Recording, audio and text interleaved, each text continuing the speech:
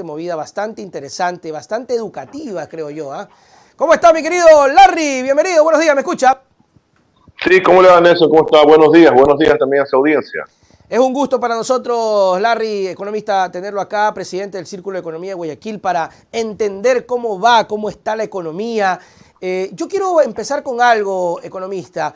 Hace pocos minutos tenía yo acá en el estudio, vía Zoom, a David Almeida, secretario general de los trabajadores de energía y petróleos, Petroecuador. Y él nos hablaba sobre el tema de los subsidios, sobre los cálculos, sobre los análisis, y él nos decía básicamente que subsidio como tal ya no existe dentro de la estructura que él habla, y que cuando menciona el gobierno de estos millones de dólares que se perjudica, no es tan real. Ahora, quiero que usted me dé una lectura, primero, si concuerda, segundo, su análisis de esto. A ver, lo que yo le puedo decir es que subsidio a los combustibles en lo que tiene que ver con importación de estos derivados existe. Ya. Lo que existe es el financiamiento a esos subsidios.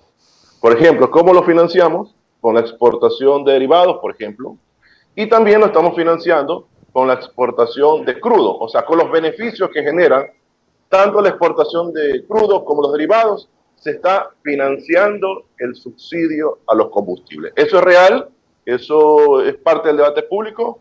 El asunto radica en que tenemos que tarde o temprano salir de este subsidio de los combustibles en un horizonte de 10 años, paulatinamente, pero hay que generar ciertas condiciones.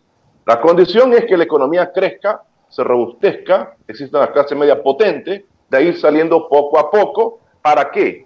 Para que mejoren también los ingresos del Estado, los ingresos petroleros, los ingresos por derivados de crudo, y esos recursos, en vez de estar financiando los subsidios de los combustibles, vaya a obra pública, a construcción de escuelas, carreteras, hospitales, medicina, etcétera, ¿no? Claro, ese sería el ideal, ¿no? Ese es el imaginario productivo espectacular, pero, por ejemplo, economista, se lo vivió. Antes del tema de la paralización, ya se liberó.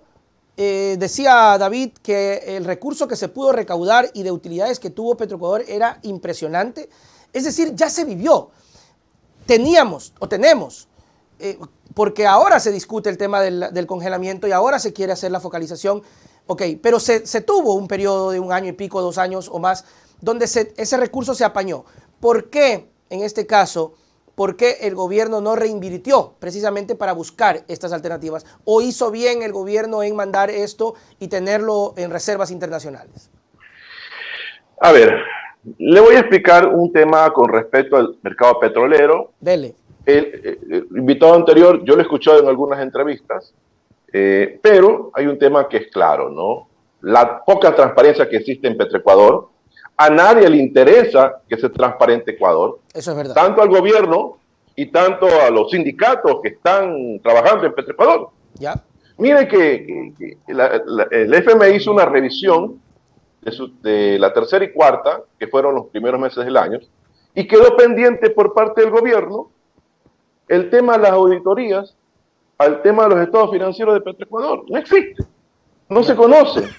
Inclusive los trabajadores dicen que este es el costo de producción, pero no se establece mecanismo de transparencia. Entonces, Petroecuador y el IES se convierten en caja de Pandora para el país.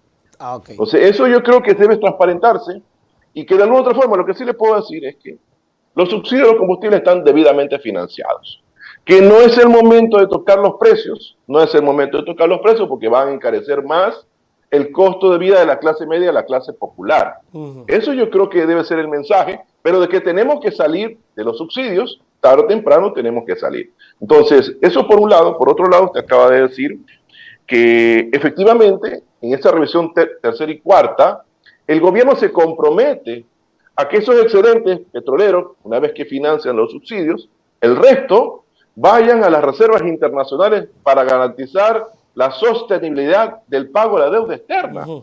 Entonces, eso sí es muy lamentable para el país, porque esos recursos que estamos gozando con precios récord en cuanto a los precios internacionales, deben ser destinados para lo que es compra de medicinas, más que todo infraestructura pública mejoramiento de las unidades educativas que empezaron clases en la región costa con prácticamente sin pupitres en algunos o con las paredes destruidas, sin pintar, etcétera. Eso debe ser utilizado, estos recursos, pero lastimosamente se está garantizando pago de deuda externa, ¿no?